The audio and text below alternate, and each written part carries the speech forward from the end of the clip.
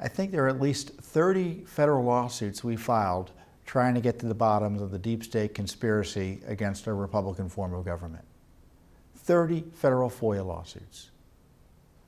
Some of them have hit pay dirt. For instance, we uncovered that Andrew Weissman, the number 2 in Mueller's operation, a prosecutor in the Justice Department at the time, is an anti-Trump partisan who sent an email to Sally Yates, the Department of Justice, actually acting Attorney General, Obama holdover, who was there at the beginning of the Trump administration, who had to be fired by President Trump for refusing to enforce his travel restrictions on immigrants from terrorist countries. He sent an email saying, "I'm in awe of you." Congress didn't find that. It wasn't disclosed voluntarily by the Justice Department. We had to sue to get the records. That's the sort of thing that Judicial Watch does. We have lawsuits on the dossier. We have lawsuits on the unmaskings. We have lawsuits on the targeting of General Flynn. We have lawsuits on virtually everything of importance related to the big investigation, as I say, targeting President Trump improperly, and the abuses associated with that targeting. And just this week or last week, we filed 2 new federal lawsuits, which I say brings it up past 30, against the Justice Department for documents on this Fusion GPS racket. This was the company that was hired by Hillary Clinton and the Democratic National Committee to gather dirt on President Trump. And they paid the author of the dossier, Christopher Steele. Now, we sued for documents specifically, because we have other lawsuits on the dossier, on the Department of Justice scandal that the number 4 official at the Justice Department at the time, Bruce Ohr, was dealing with Fusion GPS, even while his wife Nellie worked for Fusion GPS. In fact, once it became public, the Justice Department demoted him or kicked him out of the number 4 slot and put him back in his slot where he currently is, I think, still heading the organized crime division of the criminal division of the Justice Department. So he's still really a senior guy at Justice Department. But he was talking to directly the Fusion GPS people, including Christopher Steele. Now, Steele, according to the Nunes memo, was in contact with Ohr repeatedly, and including, and I'm reading this from the memo, in September 16, 2016, Steele admitted to Ohr his feelings against then-candidate Trump when Steele said he was desperate that Donald Trump not get elected and was passionate about him not being president. And the emphasis was in the original. The clear evidence of Steele's bias was recorded by Ohr at the time and subsequently in official FBI files, but not reflected in any of the Page FISA applications, the Carter Page FISA applications. So you have this number 4 official of the Justice Department put on notice that Steele was out to get Trump and didn't want him to be president. And certainly we also knew about the background of the payments by the Clinton fronts, the Clinton DNC operation, to pay Steele to do this work. And even after Steele supposedly was let go by the FBI, because the FBI in the lease was thinking of hiring him, they paid to fly him around, Ohr still met with Steele. An outrageous conflict of interest. It shows why the Justice Department FBI investigations surrounding Russia collusion have been so thoroughly compromised.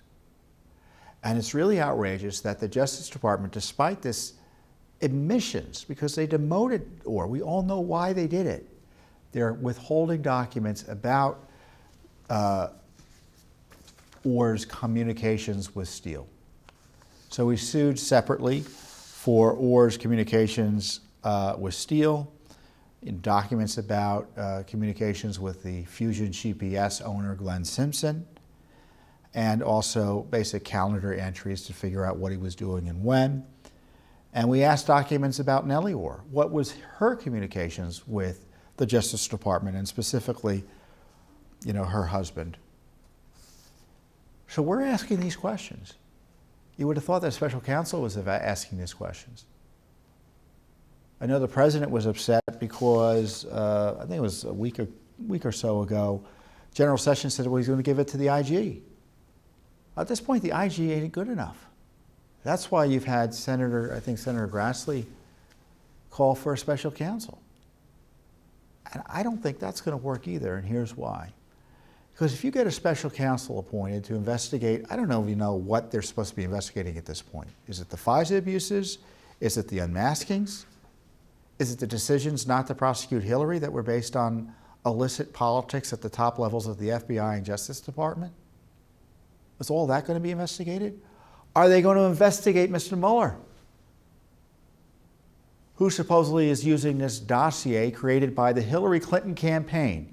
Recall, the Hillary Clinton campaign created this dossier and by hook and by crook got it laundered into the FBI and Justice Department to target the Trump people and President Trump himself. So is this special counsel going to come in and ask questions about what Mueller was up to? Is he going to ask, why did the special counsel withhold information from the American people for 4 or 5 months about the removal of Peter Strzok, that anti-Trump FBI agent, from his team? Is he going to ask why Andrew Weissmann, the number 2 who I talked about, is still on his team despite being an anti-Trump partisan? Weissmann, by the way, also went to Hillary Clinton's election night party. Just think about that. The number 2 in the special counsel was applauding this lawless attempt to thwart President Trump's lawful order by the acting Attorney General, and also had previously went to Hillary Clinton's election night party. This is the independent counsel or special counsel, top dog. The special counsel, a second special counsel, is going to necessarily run into the Mueller operation. And frankly, we know what's going to happen because Mueller is being treated like a king, by Rosenstein and by Sessions' refusal to unrecuse himself, General Sessions. So unless the special counsel is going to be brave enough to stop the Mueller investigation while he investigates it, the abuses will continue, because I think the Mueller special prosecution is an abuse. There would have been no Mueller investigation, no appointment, I mean, without this shady dossier created by Hillary Clinton. There's zero doubt about that. You wouldn't have had the dossier. You wouldn't have had Comey go in to President Trump and talk to him about this dossier that we now know that Obama was involved in helping set up, it looks like.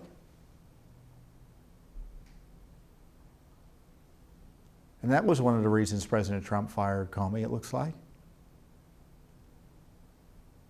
And then Comey retaliates by leaking a memo and gets Mueller appointed. And now Mueller is using this same dossier. It's all part, there'd be no dossier. There is no Russia collusion story without the dossier. I know there's been this Democratic memo in response to the Nunes memo. The Democratic memo isn't worth the paper it's written on. Why? Because we're expecting the Democratic Party to talk about a Democratic Party document in an honest way, one that obviously was misused and abused by the Justice Department and FBI to justify spying on the political opponent of the Democratic Party nominee. Please. This is why our lawsuits are so important, and this is why it's frustrating that the Justice Department, the FBI, the NSA, no matter who we ask, they don't want to give us the documents. We all know there's a dossier. This Justice Department, FBI, NSA are refusing to confirm or deny the dossier exists. We all know there've been unmaskings. They're refusing to confirm or deny the unmaskings exist. It's not a question of them withholding documents. They're pretending they can't even tell us one way or another whether they did what is being alleged here.